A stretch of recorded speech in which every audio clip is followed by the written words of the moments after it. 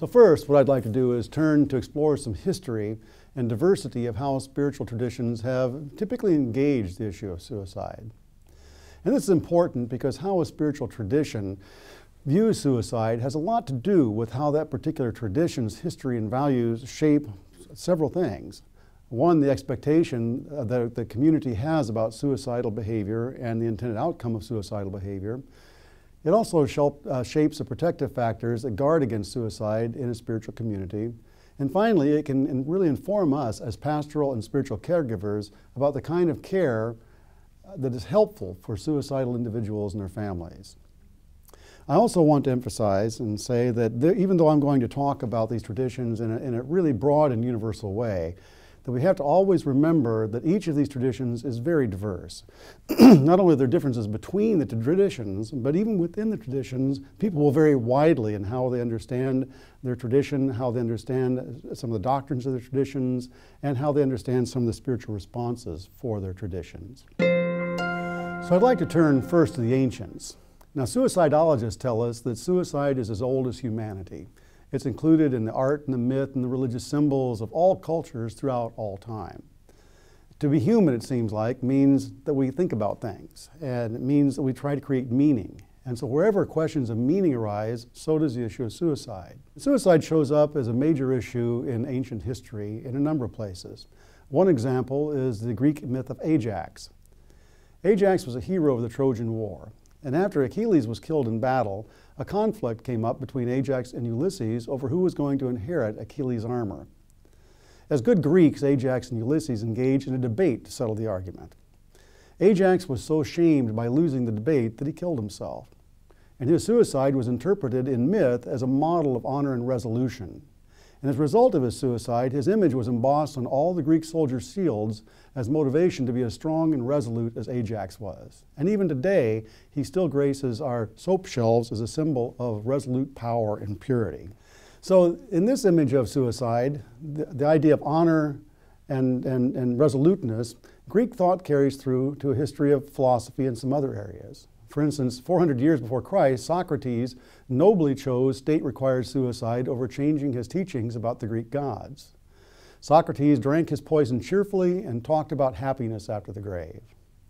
Now, not all philosophers agreed with this idea. In fact, one of Socrates' main students, Plato, who was with him at his death, later wrote a dissenting opinion that eventually became the foundation for some Christian theological thought. He opposed suicide because only the gods have the right to command life or death. Suicide, he concluded, was an act of cowardice unless it's a result of intolerable disgrace or failure of mental faculties.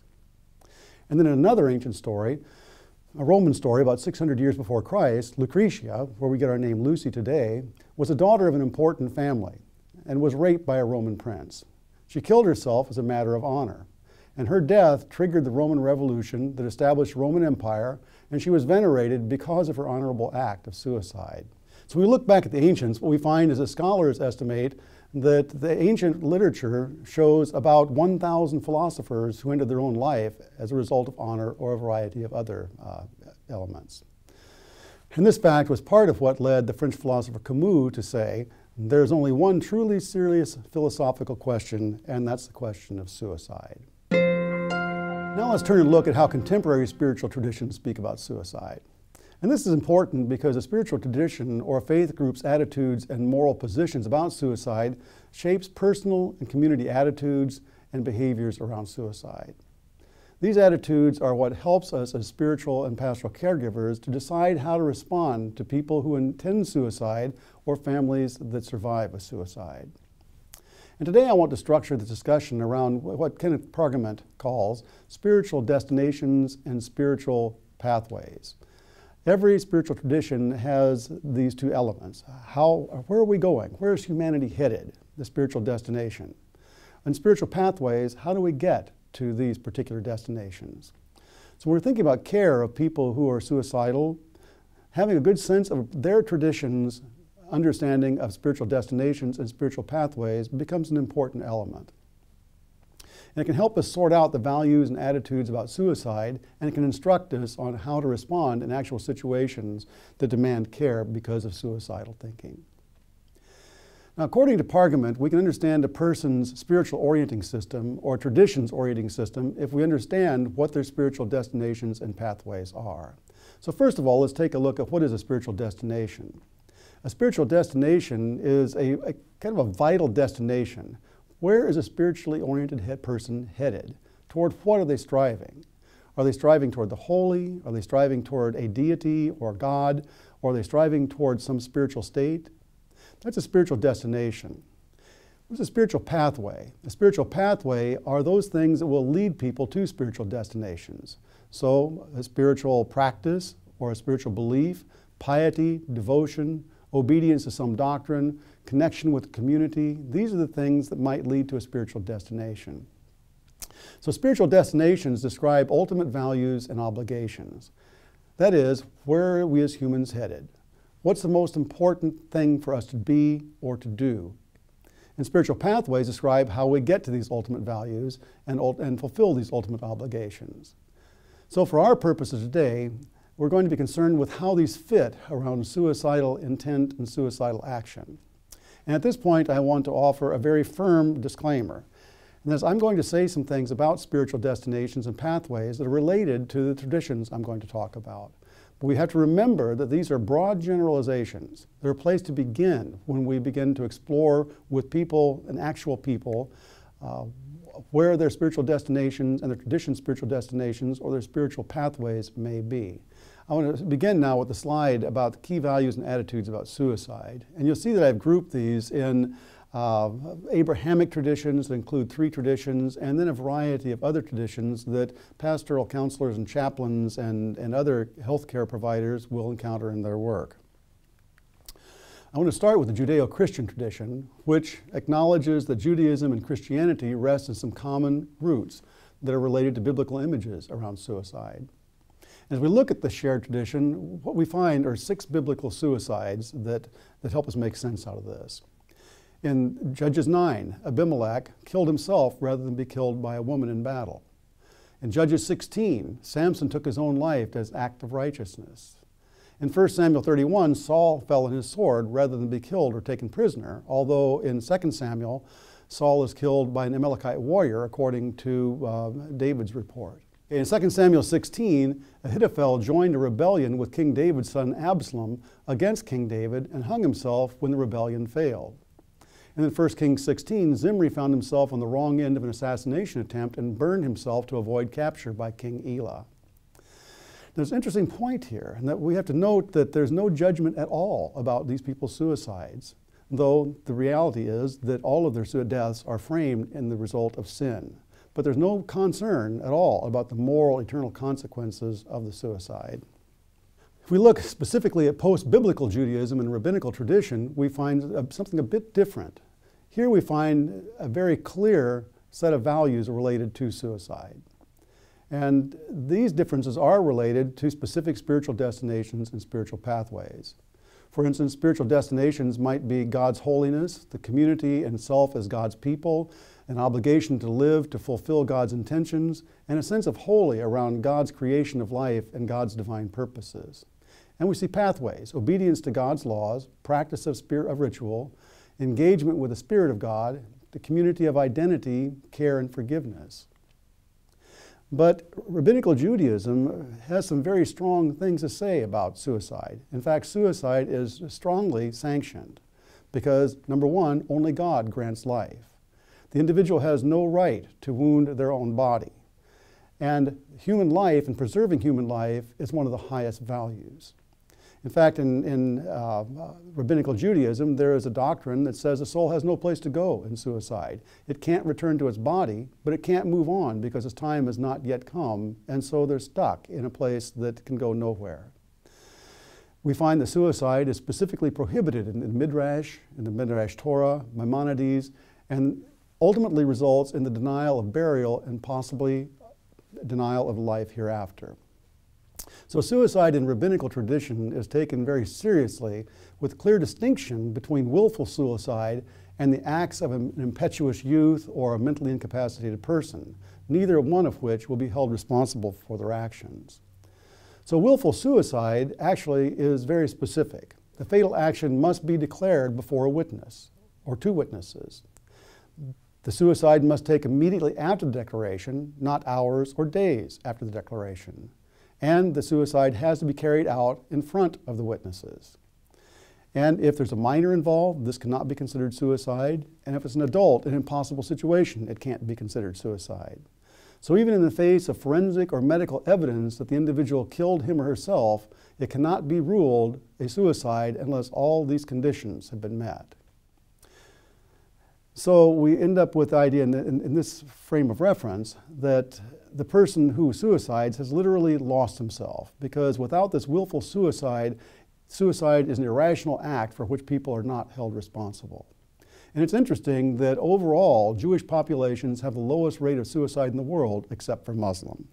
Now we can turn to the ancient Christian tradition, which we find some ambivalence about suicide. We have in the New Testament Judas, who is the only example of suicide, and was judged not for his suicide, but because he had betrayed Jesus. We also find ambivalence about suicide in the Christian tradition in the image of the cross. And that is, on one hand, the cross is a symbol of resurrection, but it's also a symbol of one who willingly gave up his life and one who went there knowing he was going to die. We also have ambivalence in Jesus' teachings, with the teaching about the value of life in the kingdom versus life on earth. And so ambivalence about earthly life versus heavenly life. We also find ambivalence in the Apostle Paul, who talked about to die is to gain. We find it coming to a head in the martyrs debate in about 170 years after Christ, where Ignatius of Antioch and Polycarp, both of whom were killed as martyrs, had a disagreement about what death and suicide meant. Ignatius of Antioch sought actively to find martyrship. He went out and sought to die. Polycarp resisted martyrdom and wrote that the consciously seeking death as a follower of Christ was not the teaching of the gospel. And so these two early church leaders had a fairly substantial disagreement about what it meant in one's own life. Augustine in the 4th century responded to suicide of a group of women who drowned themselves in anticipation of rape by Roman soldiers. And Augustine's one concern was for pastoral care. And Augustine concluded that Scripture didn't condone and it didn't condemn suicide. But instead, there were a couple of other principles that were very important. Number one, the commandment against killing could be applied to killing oneself, but more important to Augustine was that ending one's life is short-sighted. There's nothing that can happen to defile us that can't be cleansed by God's forgiveness. There is no dishonor greater than God's ability to forgive. Probably the most significant Christian doctrine was by Thomas Aquinas in the 13th century, who formed the rationale for a long-standing Roman Catholic doctrine of suicide, and that suicide was the one sin that cannot be forgiven because one cannot confess after death. We have other references to suicide in the Reformation, and usually these turn back to the 6th commandment to deter suicide. Although in the 20th century, theologian Dietrich Bonhoeffer made the case that suicide undermines God's will when we take the future into our own hands. For most traditions in Christianity today, most people are concerned about care in suicide and care of people who are suicidal. They're not concerned particularly about judgment related to suicide. When we relate these Christian understandings of suicide to destinations and pathways, some of the things we can see might be some of the ambiguity. And that is that on one hand, we have the holiness of life versus the ultimate value of joining God in heaven. We have the obligation to live like Jesus lived, who also gave up his life. And then we see, be holy as I am holy. Spiritual pathways would include personal piety, prayer, connection to God, avoidance of sin, living in a tension between the value of earthly life and of heavenly ends, and then the whole business of the community of connection, finding the community of saints and finding a home with other Christians. It is interesting when we look at Christianity and its ambivalence to some extent about suicide. The Christians have the highest rate of suicide among all U.S. religious groups. The mainline Protestants have the highest rate of suicide, with Catholics and Evangelical Baptists being some of the lowest among Christians. We can turn to Islamic traditions, and here we have spiritual destinations such as one holy God to be worshipped absolutely. God is the sustainer of all life and is all-knowing, that nothing happens outside of God's will, and the doctrine of the Day of Judgment. There's eternal reward or punishment based on God's mercy and human action. Spiritual pathways might include declaration of faith and obedience to the straight path of Islam, especially as revealed in the Quran. It include daily rituals of prayer, Hajj, Ramadan, and charity. Now, we look at these values related to suicide. What we find is the image of do no harm to self or others, that God controls all of destiny. And when we're looking particularly at Islamic traditions, we need to make a distinction between martyrdom and suicide. They're two very different things. A martyr uses death instead as a way to defend home and to inflict injuries on enemies. But suicide is a different animal altogether.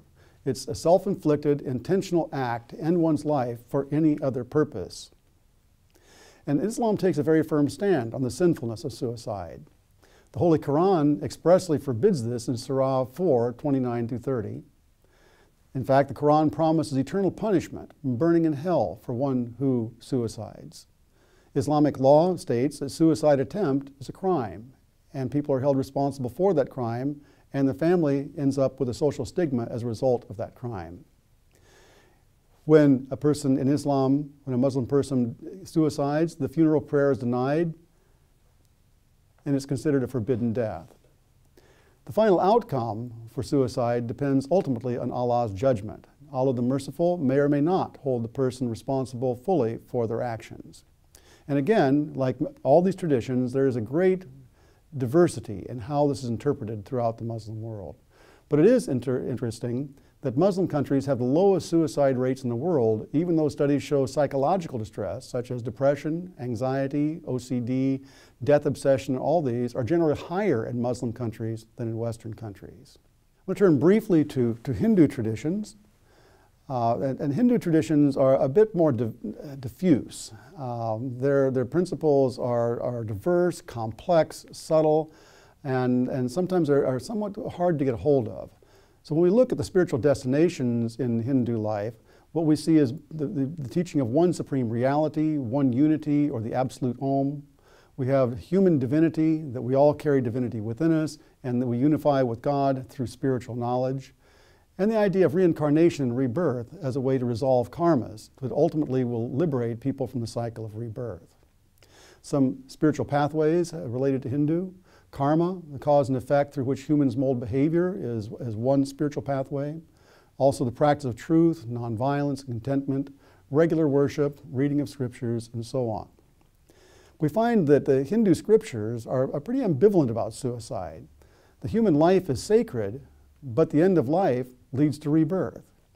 Reincarnation and karma are to be interpreted, could be interpreted as tolerant towards suicide, but yet at the same time may end up interrupting some of the cycle of life.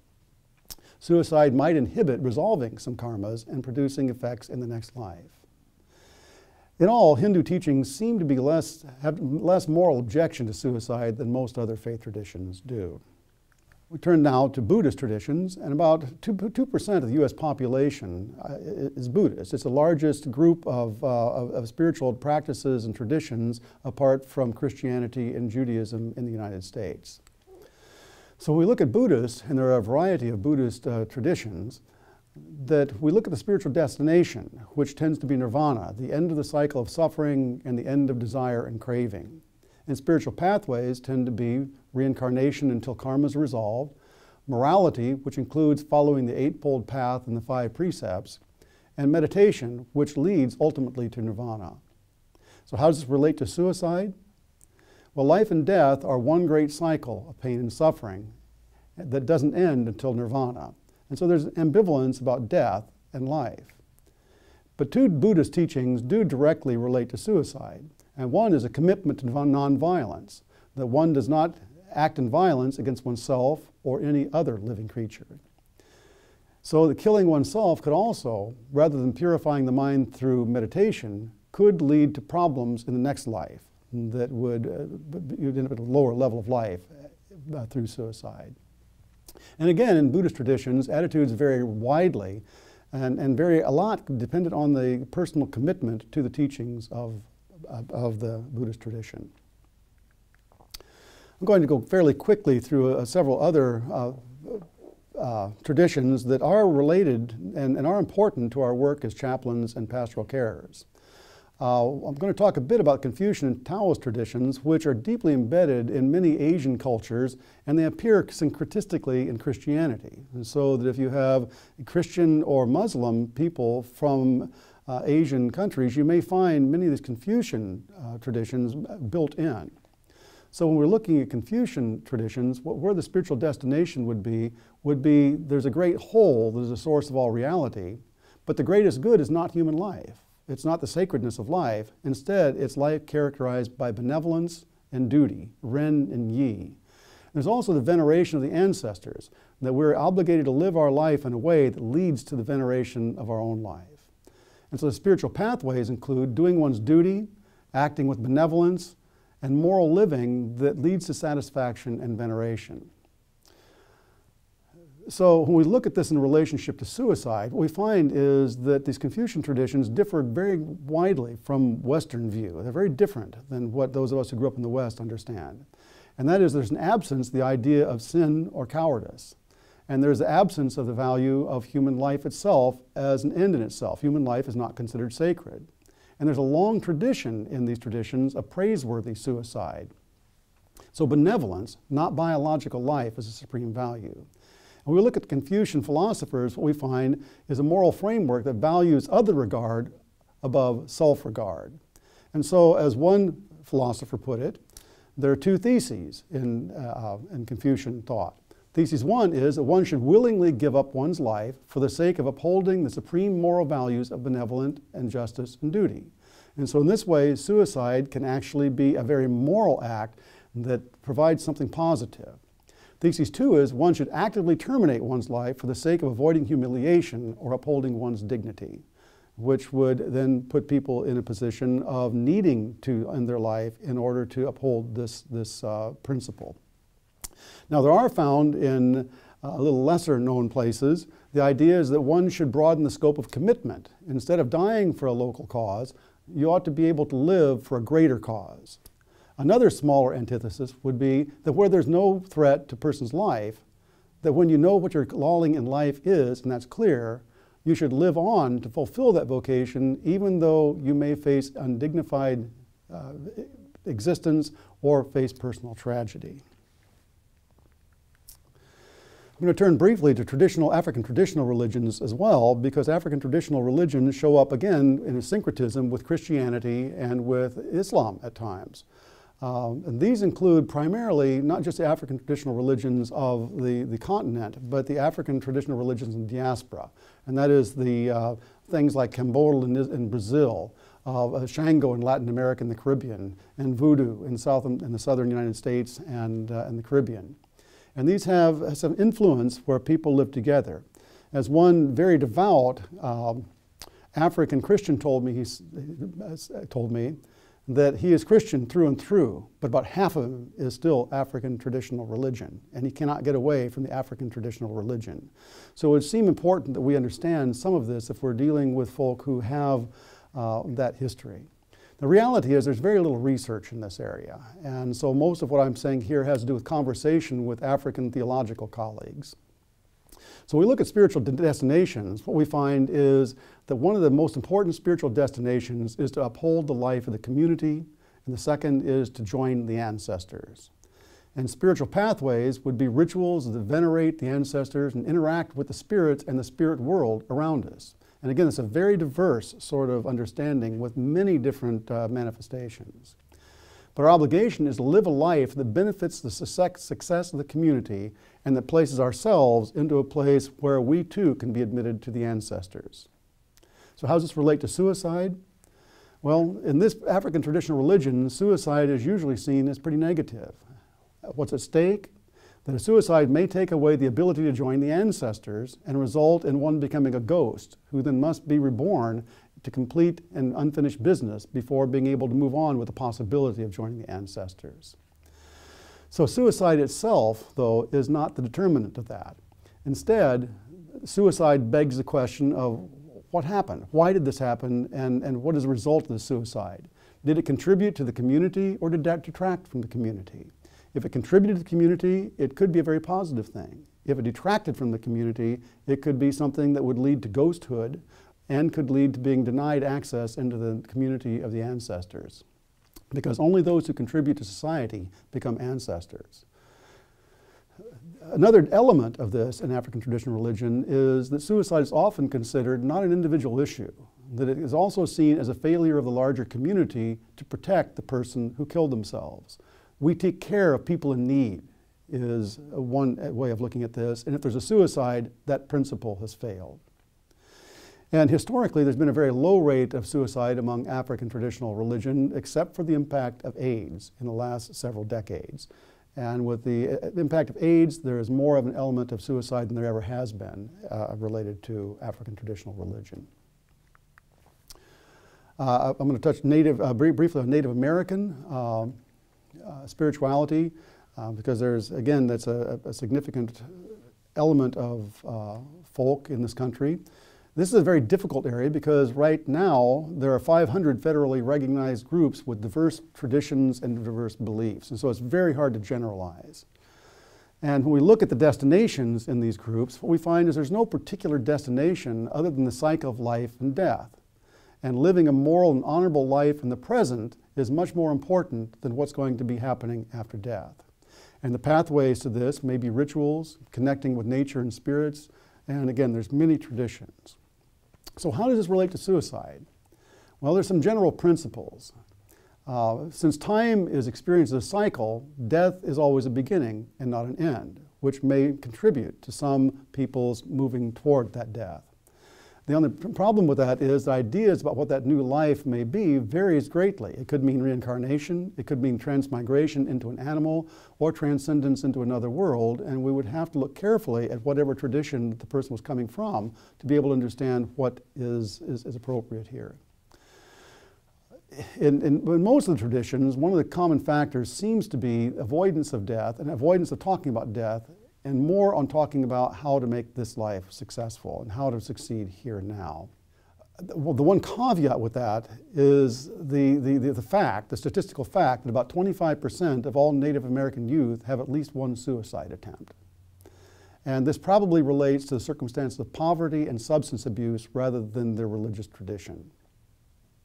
In fact, Native Americans who are committed to a spiritual tradition are protected in the same way that other traditions are. They have lower rates of suicide attempts than people who are not connected to a particular tradition. And the last one I want to mention is neo-pagan or pagan spiritual frameworks. And I mention this because neo-paganism and paganism are the fastest growing religions in the United States and Europe. And so even though they're still a fairly small minority, they're growing very rapidly, and we're likely to see these people in care. So when we look at pagan or neo-pagan, these two terms refer to a broad range of systems that include Wiccan, Asatru, Gaia, Druid, some forms of shamanism, and a host of other belief systems. Now, most of these are tied to ancient religious and moral systems that predate Christianity, and most of them are European or they come from the Americas. They're very diverse, and it would be important, I think, mainly to research and consider the core values of any of these systems that a patient might embrace. Some do portray some kind of afterlife, some do not. Most include core values that relate to personal choice and moral living. So as we relate this to suicide, these traditions tend to be quite ambivalent about suicide and see it as a personal choice that one must take and that a person has to make based on a moral system that's valued by a particular community that they live in.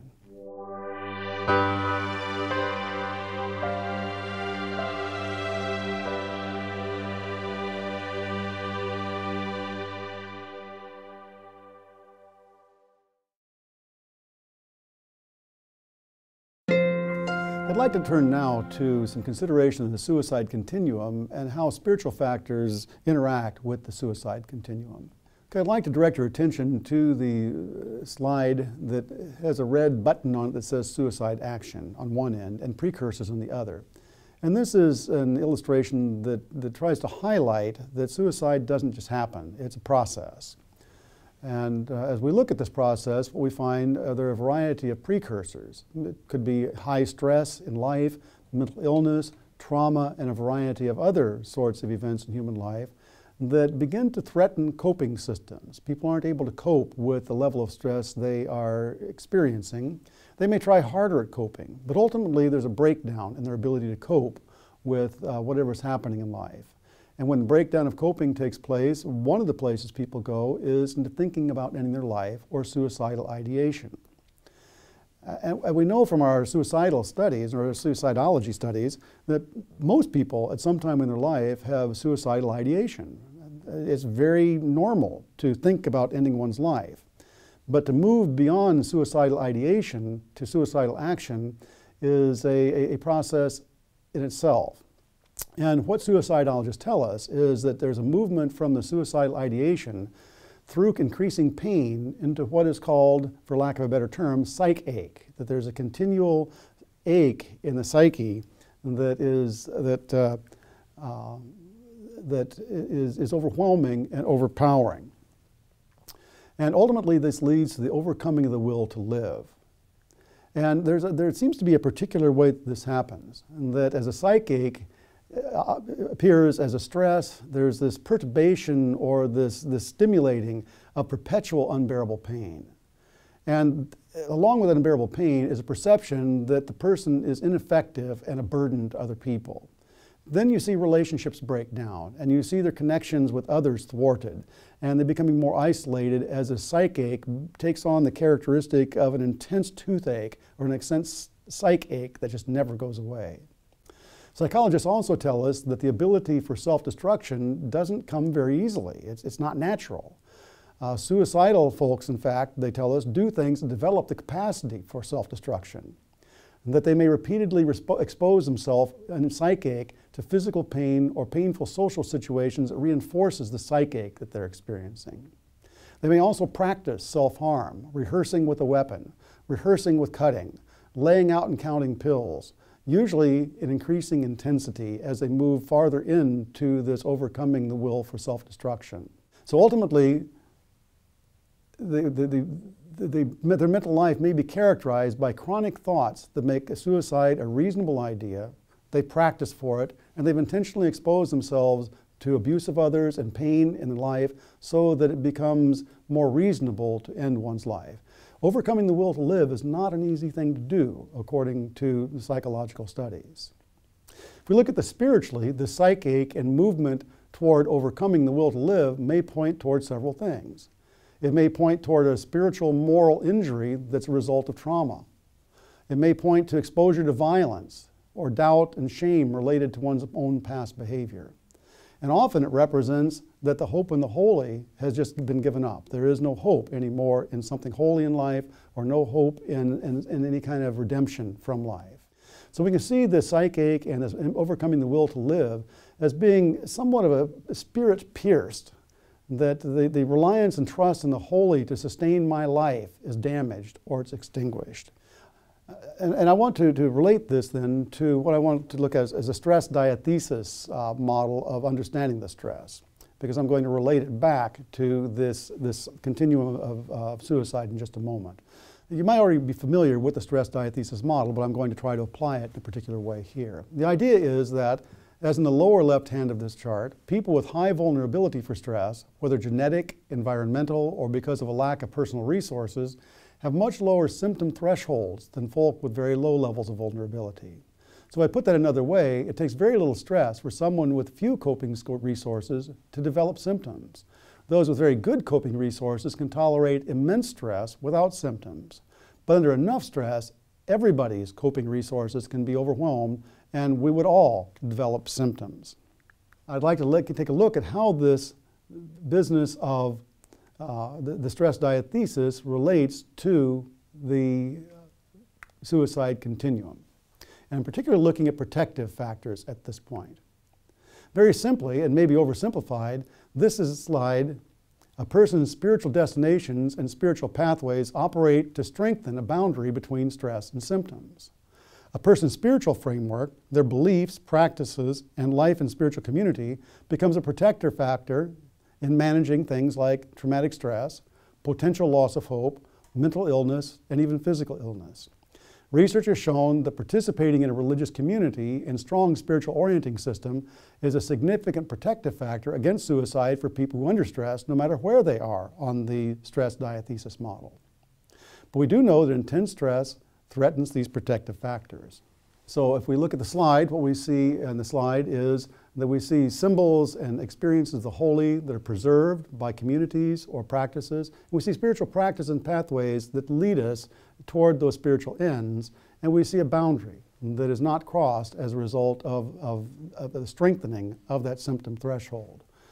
And this can be a factor, like I said, in mental and emotional health, managing traumatic stress, and so on, but it amounts to a risk factor or a risk reduction for moving over into the breakdown of coping, breakdown into suicidal ideation, increase in psych pain, and overcoming the will to live, and so on. The reality is anybody's symptom threshold can be crossed, that under overwhelming stress, through violence, trauma, and so on, anyone can wind up with some fairly serious conditions. So from this vantage point, what happens when stress becomes overwhelming? With intense stress, trauma, violence, mental illness, when these overwhelm the protection of a person's spiritual framework, it challenges, or maybe perhaps more accurately, attacks the spiritual destinations and undermines spiritual pathways. So what we see in our patients is how their sense of the good and the holy in their life, their spiritual destinations, are overthrown, they're warped, or they're found to be inadequate. They can't manage the stress that is there. What we see in our patients is how their usual spiritual pathways have been shut down, how they've been damaged, or they're out of reach as a result of their experience. Symbols are compromised, communities are out of reach, and the results end up being the loss of the holy, desecration of the holy, feeling like God is not present, searching for the sacred is not a possibility anymore. There's a failure of practices to be able to connect one with God. And so as you notice the little arrow moving down to the side, there's a breakdown. People experience moral injury, they experience a soul-piercing identity loss, they've been abandoned by God, guilt and shame show up as major factors in their life. They may talk about loss of meaning, loss of purpose, and ultimately loss of hope. So the fallout here is a breakdown of defenses, the protection collapse, and it quickly feeds pain and helps people move into the psychache, the loss of the will to live, and it gives permission to practicing ending one's life, and gives permission to the idea that it's okay and I should end my own life.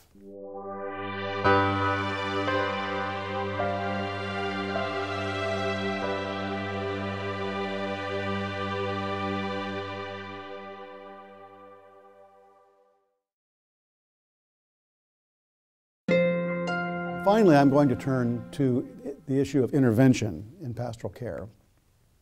And I'm going to use what is, for lack of a better term, called liberative praxis. And liberative praxis is a model that I've borrowed partially from the work of Robert McAfee Brown to illustrate movement in pastoral care. So very briefly, this cycle starts in one where the chaplain and the patient is jarred by a particular experience of the client or by the chaplain. This jarring then sends us back to our resources, and we find that our understanding of the context, our understanding of what's happening, or our resources are inadequate to deal with what we've just experienced. The third step is to turn to our sources and our conversation partners to make better sense out of this. And the fourth is a conversation that produces new awareness and new opinions and new options for transformation, that then widens the scope of action and meaning and transformation ultimately for both the chaplain and the patient. This model grows out of Robert McAfee Brown's analysis of the walk to Emmaus, soon after Jesus' crucifixion, where you see an unknown Jesus, a Jesus that they didn't recognize, walking beside two disciples who were trying to make sense of a horrific event that they'd experienced. And they experienced that they couldn't understand what was happening. It didn't seem like it was what was supposed to happen, but it did. Their life were now in shambles. And so Jesus walks alongside and helps them understand how the resources are inadequate. And then Jesus turns to the sources and begins to reconsider the sources, and then adds to the conversation about these sources to open new options for the two that we're walking with. And the two that he was walking with wind up in Emmaus with a very different understanding than when they started on the road. So that's kind of the model of this piece of reflection. So I'd like to use a case study to help illustrate how this model works, and how it can be used in pastoral care. I'm going to offer basically a non-sensational case study. There's lots and lots of sensational case studies, but I'm going to use kind of a non-sensational case study to illustrate how this could be used in a real situation. So James was a 24-year-old young man who had been discharged from the Marines less than a year ago. And he was hospitalized one night after an episode of heavy drinking in a bar close to his home. And the police came and detained him and hospitalized him because he was making suicidal statements in the bar, was clearly suicidally intentional. He had an immediate plan for what he was going to do, and he talked about the weapons he had at home to do it. And so the police took him to the hospital, and he was eventually hospitalized and kept by the medical establishment. In his conversations with his chaplain, James told how he had graduated from high school in a working class community just outside a mid-sized Midwest city. He joined the Marines less than a month after his graduation. And he remembers telling his friends that the Marines were what he felt like his best chance to get away from this town and away from his crazy family and to do something positive.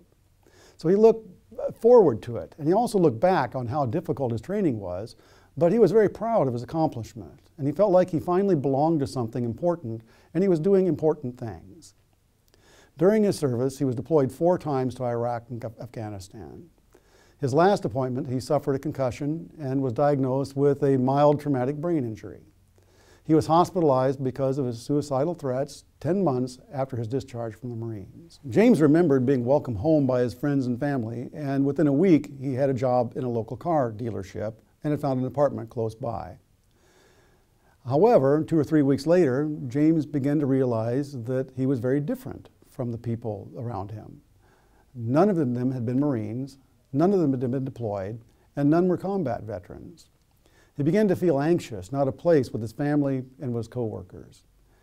He found himself alone most evenings, and he found himself increasing his drinking. Some of his family members commented on how he had changed, and during one family argument with his mother had yelled, "I just don't know you anymore." He remembered thinking how true that was, and nobody knew him anymore. Nobody knew how he was feeling, how alone he felt, or how he was sat alone and ruminated at night about his time in Afghanistan and Iraq. He commented that while he was deployed, there was no time to think. You just did what your training told you to do.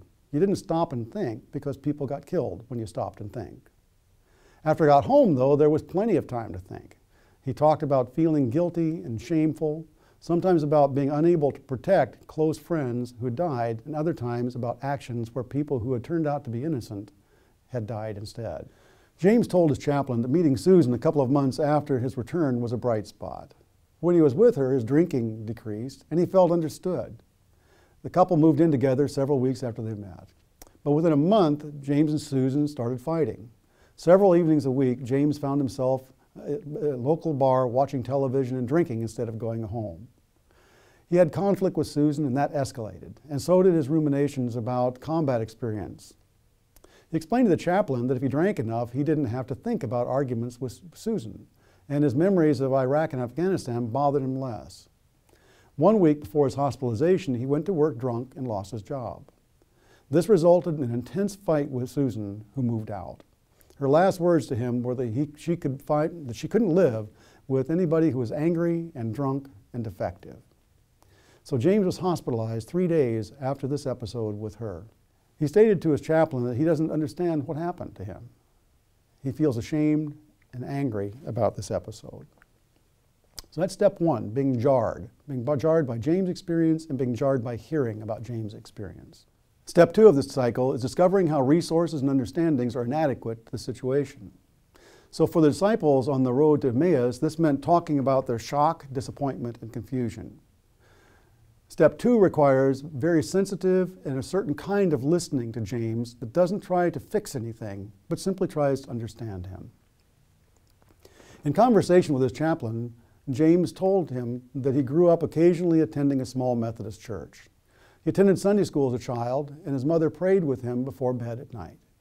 He had little interest in church in his early teens, and he lost interest altogether in his later teens when a leadership scandal, he stated, showed how religious people are hypocrites.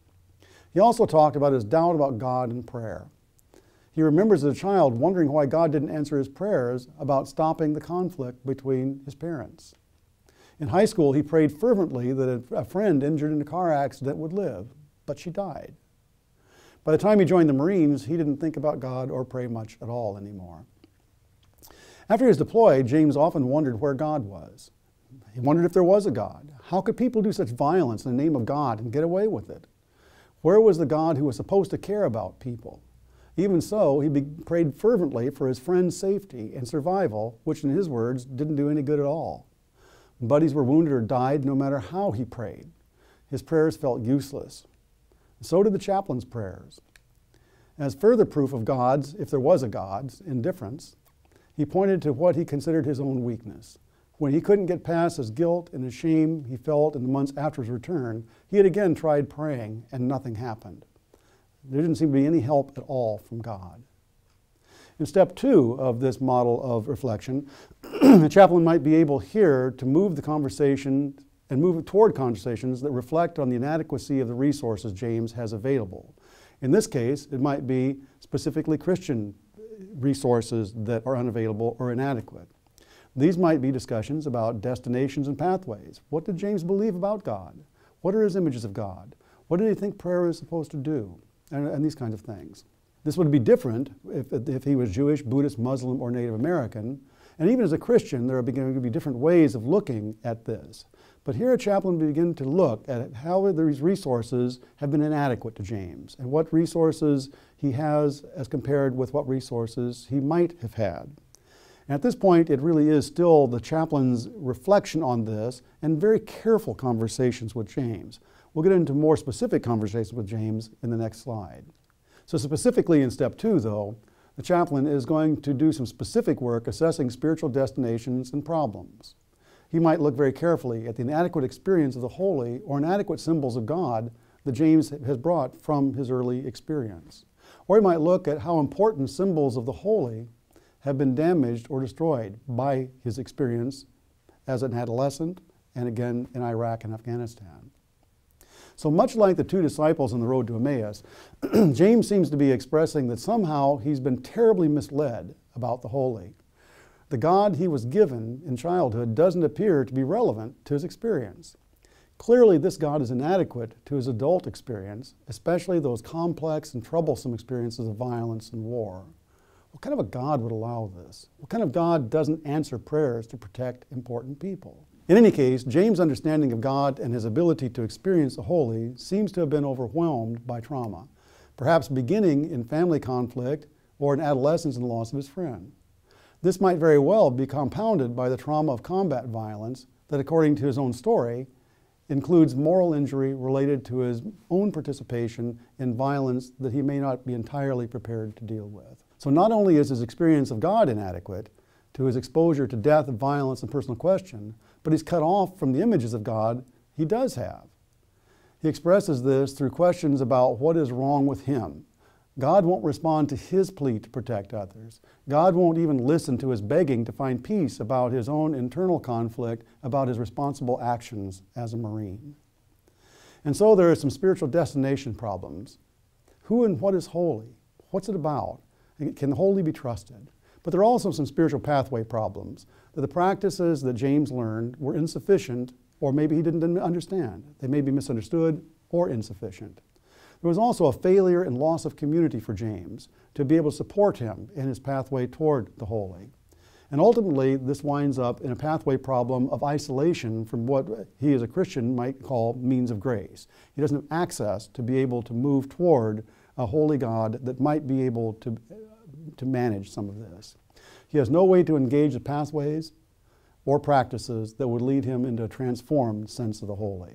A listening chaplain can recognize these problems and can walk with James into looking at new or revised spiritual pathways, very possibly by reducing his isolation through important conversations about what has failed in his understanding of God, and wondering with him and exploring with him how and why his prayers and personal longings for something different from God have failed.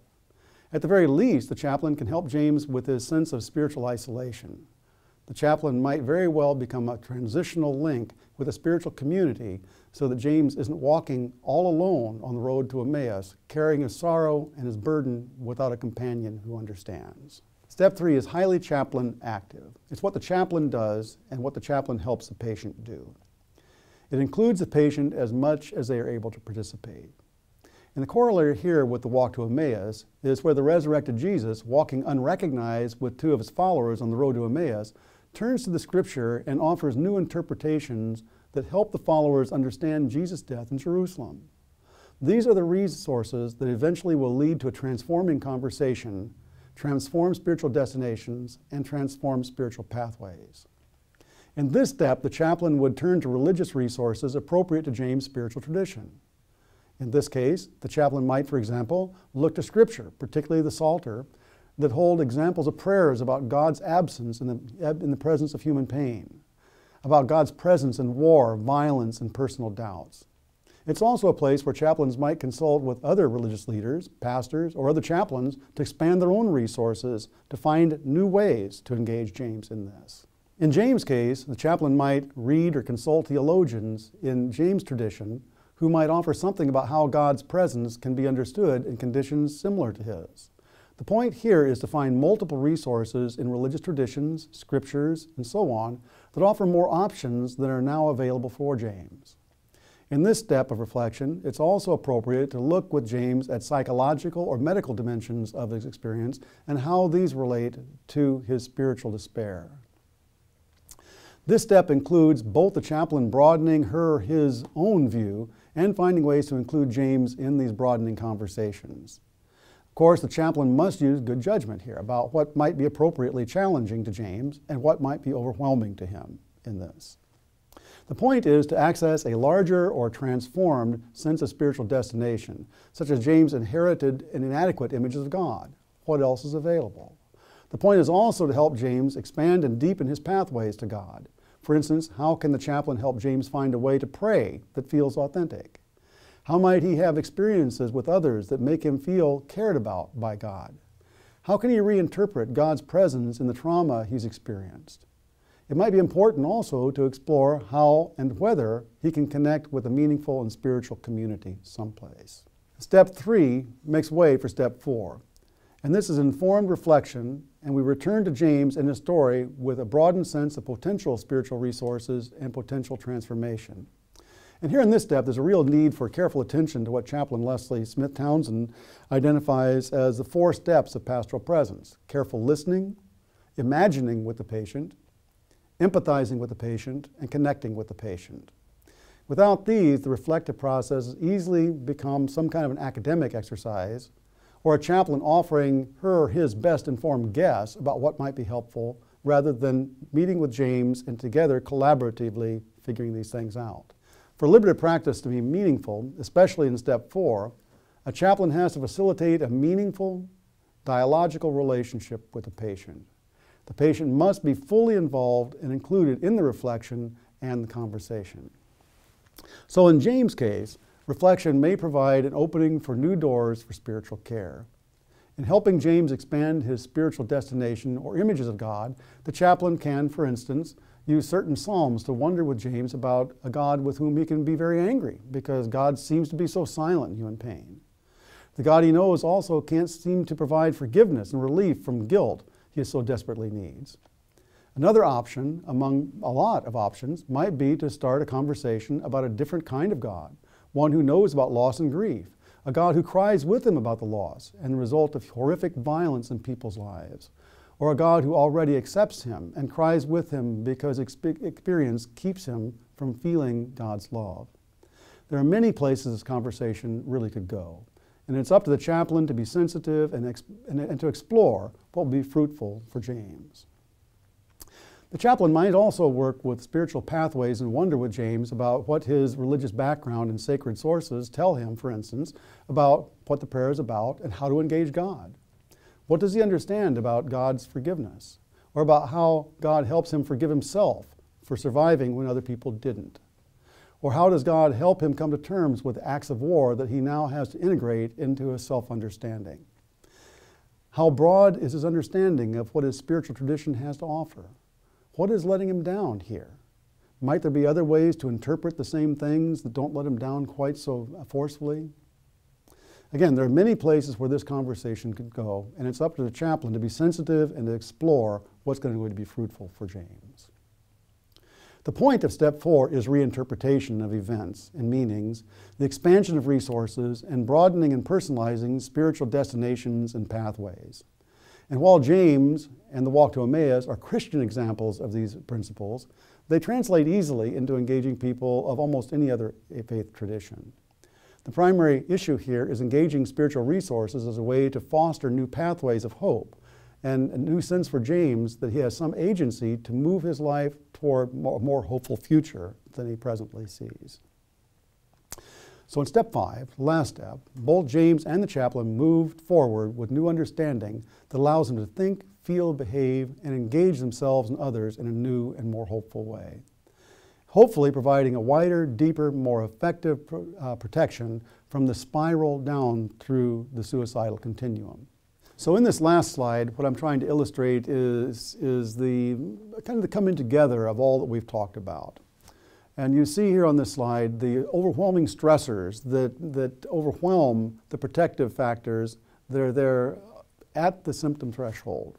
And so the stressors push beyond that. But what walking through the cycle that we just explored will do and can do is that it can help with restoring images. It can help with restoring the spiritual destinations, and help with restoring the symbols of the holy and the restoration of the self in relationship to the holy. It can also restore the ways to get to the holy. It can help with restore the pathways. It can build new pathways to reaching the holy or to reaching toward more adequate symbols of the holy. It can rejuvenate practices like prayer or connection with community. It can help discover new resources that will help strengthen the person's ability to deal with the stressors that are overwhelming their ability to cope. And in so doing that, our hope is that this strengthening will slow down or stop that movement into increased psychache, overcoming the will to live, and developing that capacity for self-destruction that leads into suicidal action.